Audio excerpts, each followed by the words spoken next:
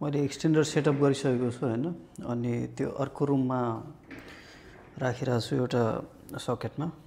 Around 30 fit छ होला हैन। यहाँ म अहिले जहाँ बसिरहेको छु त्यहाँदेखिको त्यो डिस्टेन्स। अनि फेरि राउटरको डिस्टेन्स जुन एक्चुअल आइएसपीमा कनेक्टेड छ नि हैन, त्यो मेन राउटरको डिस्टेन्स एक्सटेन्डरदेखि अराउन्ड 20 फिट छ होला है। अब त्यो गरिसकेपछि यहाँनिर नेटवर्क अब मैले यो मेरो म्याकमा कनेक्सन गरेको छु हैन। यो भनेको मेरो राउटरको भयो हैन, एसएसआइडी। यो पनि राउटरको। अनि यो चाहिँ एक्सटेन्डरको चाहिँ यो एसएसआइडी भयो है, _EXT भनेर। मैले यो 5G भयो हैन, यो 2.4 गिगाहर्ट्जको एसएसआइडी भयो हैन। अहिले म मेन राउटरबाट कनेक्टेड छु हैन यसमा। अनि नेटवर्क यहाँ जम्मा दुईवटा देखाइरहेछ कि यहाँ टावर है। अनि यसमा मैले अब खासमा यो एक्चुअल स्पिड टेस्टर चाहिँ होइन, तर जस्ट मैले यसलाई बेस मानेर चाहिँ टेस्ट गरिरहेको छु कि है। फास्ट आउटकमबाट गऱ्यो भने चाहिँ मैले यसलाई रिफ्रेस गर्दाखेरि चाहिँ अहिले हेरौँ है कति देखाउँछ यसले। अनि यो कनेक्टेड भनेको 5Gबाट छ है, मेरो मेन राउटरको कनेक्सन। जम्मा 16 Mbps है, जबकि मेरो स्पिड भनेको 800 Mbps छ है। अब म यसलाई स्विच गर्छु है, 5Gमा गरौँ है यो एक्सटेन्डरबाट चाहिँ। यसमा चाहिँ नेटवर्क फुल देखाइरहेछ मेरो है, 3वटा टावर छ पुरै। अब यसमा चाहिँ एकचोटि रिफ्रेस गरेर हेरौँ कति देखाउँछ।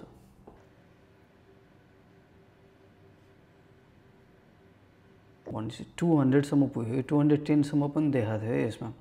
भनेपछि ड्रास्टिक चेन्ज चाहिँ देखिरहेको छु मैले। तैपनि अब जस्तो मेरो मेन राउटरको चाहिँ 800 Mbps छ है, अब 200 त्यो भनेको एकदमै लो भयो। तैपनि ठिकै छ हैन, त्यो भन्दा चाहिँ जस्तो मेन राउटरको कनेक्सन भन्दा चाहिँ अब एक्सटेन्डरले चाहिँ ठिकै काम गरिरहेछ यहाँसम्म।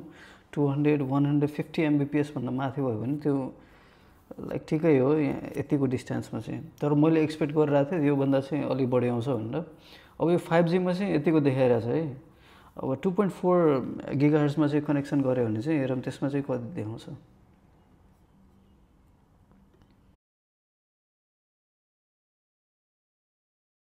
कनेक्सन भयो अहिले चाहिँ। यो 2.4 गिगाहर्ट्जमा चाहिँ हो है। म रिफ्रेस गर्छु है। स्पिड चाहिँ अलिक कम हुनुपर्छ किनभने त्यसको ब्यान्डविड्थ अलिक कम हुन्छ कि।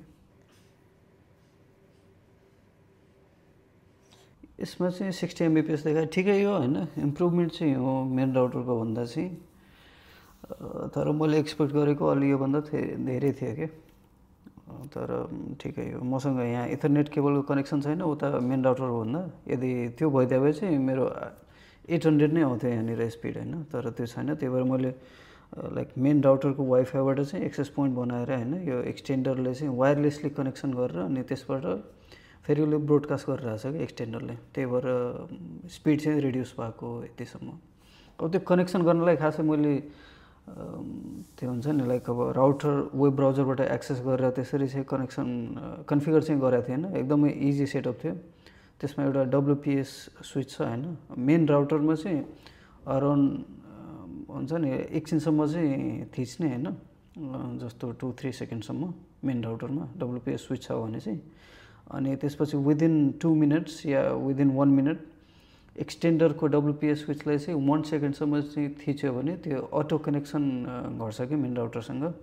भनेपछि त्यो सिमलेस एक्सपिरियन्स चाहिँ थियो क्या त्यसमा सेटअप गर्नलाई चाहिँ। अरू केही पनि गर्नु परेको थिएन। बाई डिफल्ट चाहिँ यसले यो _EXT भनेर चाहिँ बनाइदिन्छ हैन मेन राउटरको एसएसआइडीकोमा। अनि पासवर्ड चाहिँ सेम राख्छ कि, मेन पासवर्ड इनियरमा जे छ हैन त्यही पासवर्ड यसमा राखिदिन्छ। ल यति हो है। ठिकै हो, पर्फर्मेन्स भनेको त्यस्तो राम्रो चाहिँ होइन मैले एक्सपेक्टेसन गरेको हिसाबले। अब खासमा दुईवटा वाल छ हैन, त्यही भएर पनि स्पिड रिड्युस भयो होला है। यसको रिभ्यू भनेको यति हो।